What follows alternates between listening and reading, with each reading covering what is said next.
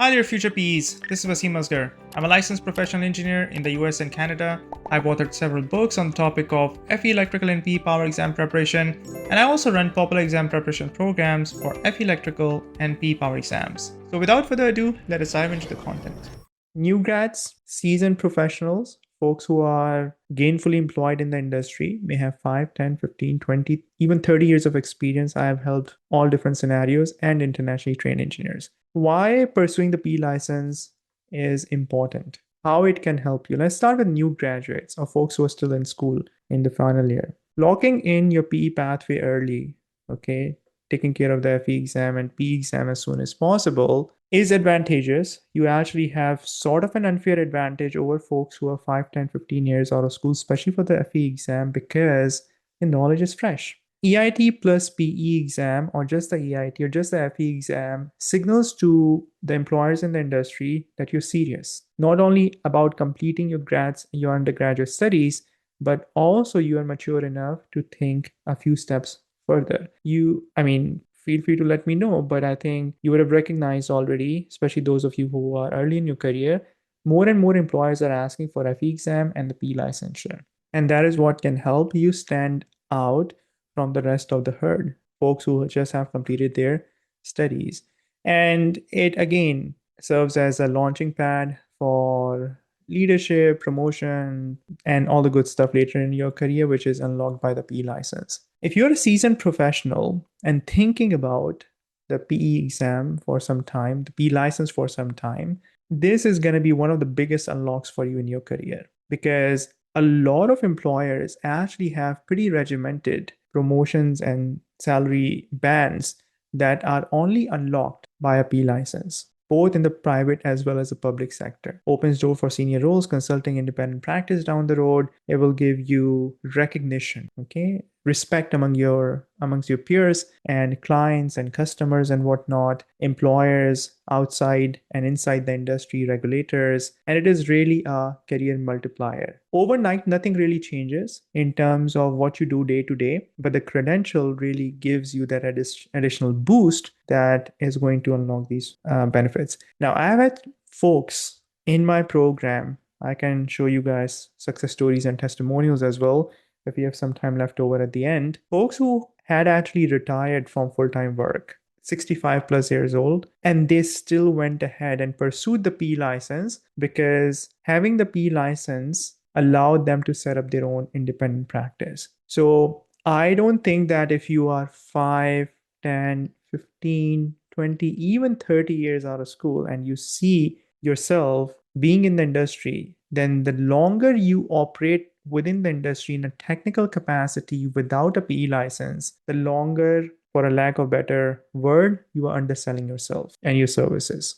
So keep that in mind. I've got this small request for you. 77% of you watching right now are not subscribed to the channel. That's a massive number. If this video is helping you out in any shape, way, or form, please do me a quick favor. Please hit the subscribe button and ring the bell. That way you will not miss out on any content that we've got planned, and it really supports the channel. Now, the third group, I have noted about roughly 30% of folks in my program are internationally trained engineers. A lot of internationally trained engineers, doctors, and whatnot in the US, right? For this group of engineers, in my opinion, P license is non-negotiable if you want to work in power systems industry, establish your career, and grow, because it is a great equalizer in terms of your credentials. Once you have a P license, where you did your undergraduate literally doesn't matter, because you go through the same rigorous testing of the FE exam and the PE exam, and the two letters next to your name, last name, PE, basically carries a lot of weight. Same is true for medicine. Like there are about 25, 30, if not more, percent of doctors in the US, I assume, give or take, who are internationally trained doctors.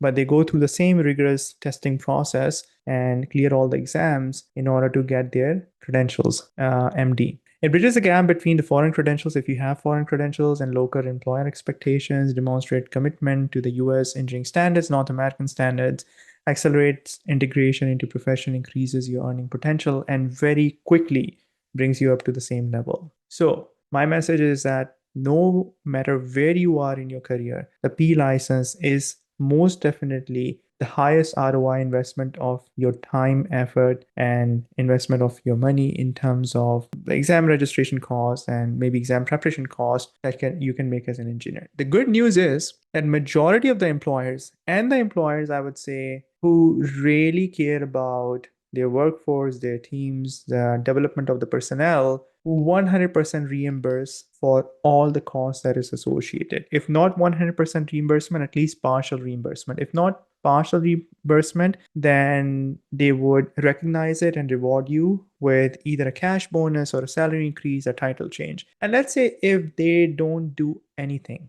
right? They just tell you that this is worth it. And that push is probably the best thing that they're doing for you. Because once you get your PE license, once you get your EIT certification, even if they don't reward you monetarily right away, the rest of the industry recognizes it. The recruiters are going to flood your inbox on LinkedIn as soon as you put the name, the letters, the two letters, the credentials next to your last name. And this is something that all of my students, when they get the P license, experience. So it is a really good investment of your time and effort. Totally worth it regardless of whatever your starting point is. And as far as the P exam preparation, FE exam preparation is concerned, I help tons of engineers, internationally trained, seasoned professionals, new grads. You're going to find reviews about my FE electrical program, about my PE power program across all the platforms on Amazon, LinkedIn, Reddit, YouTube, and so on. So this is on demand. I'm going to just show you the FE, and the PE is very similar. So you're going to see that every single exam specification section is called out. So you have mathematics, there's an onboarding sequence over here. So there's mathematics over here. So straight line equation, for example, dedicated lectures for each and every one of the knowledge areas. You have a PDF that you can download for your own note taking. Then within the lecture, I go over the concepts, give you a detailed explanation, step by step, similar to what you experienced right now, and then solve practice problems for you. After every lecture, you have quizzes with detailed solutions that help you sort of actively test yourself and recall what you just learned. And then the concepts, which are a little bit more difficult, I do additional practice problems, for example, complex numbers. What if we are dealing with calculation of angles, not in first quadrant, but second or third quadrant, right? So how do we deal with those type of scenarios? And then we have calculator tips associated with complex numbers and so on. Same thing with matrices. If the concept is a little bit more trickier, I divide it into multiple parts. For example, I have conic sections over here. In the handbook, they only give you one type of parabola. I go over all the 4 different types of parabolas, the standard forms. The NCS handbook does not give this detail in the reference handbook, and then the quiz and so on. So math is a big 5 topic. You're going to see a lot of content. So the value proposition is that you don't have to spend time hunting for researching and finding and organizing the resources. Everything, anything that you need over here that you need is given to you. Bayes' theorem, those of you who are preparing for the FE electrical and computer exam know that it's a very challenging concept. I actually go through the entire derivation in the program, explain you how it is related to law of probability, conditional probability. You might not even have come across this in your undergraduate studies. A lot of my students tell me that they haven't. So I derive it from scratch.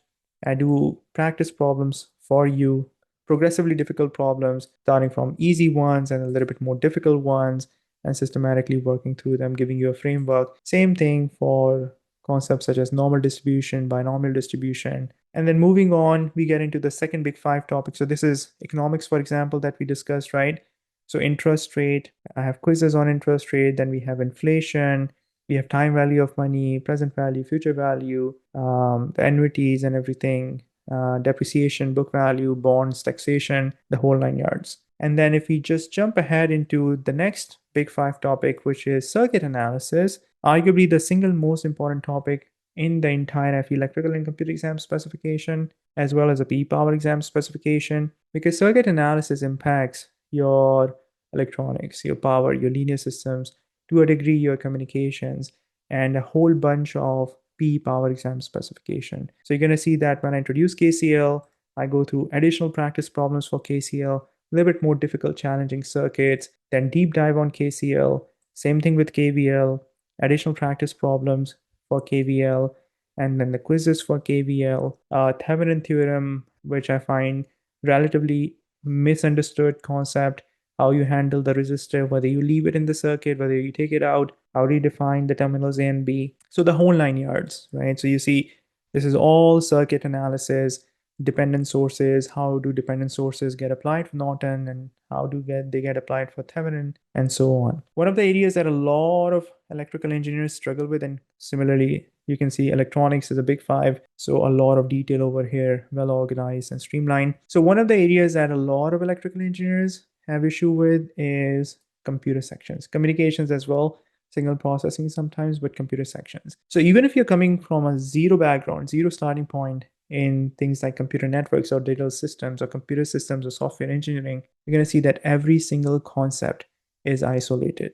As long as you have the willingness to learn, right, and are willing to put in time and effort into learning these concepts, I have created these streamlined resources that will help you understand these concepts in a very time efficient manner, right? Computer networks, if you have zero background in IPv4, is the first time you're hearing this word IPv4 or IPv6 or header or fragmentation. I have a 33-minute lecture explaining you everything in detail with the help of examples, using the formulas, so that you don't have to waste time on the overhead stuff. And same thing for computer networks, same thing for digital systems, same thing for software engineering. So if you find this helpful, I would recommend you to check out my website, studyforfe.com. And once you sign up, I will basically go ahead and conduct a one-on-one onboarding call with you. Also wanted to show you very quickly my community. So if you ever have any question, you can submit that on my course community, which is exclusive only to my students. And you can ask questions over here. My TAs are going to respond to all the questions that you have. If you have a question, probability, ethics, and GCon, and so on and so forth. You're going to find also success stories. Folks are passing these exams, on a weekly basis.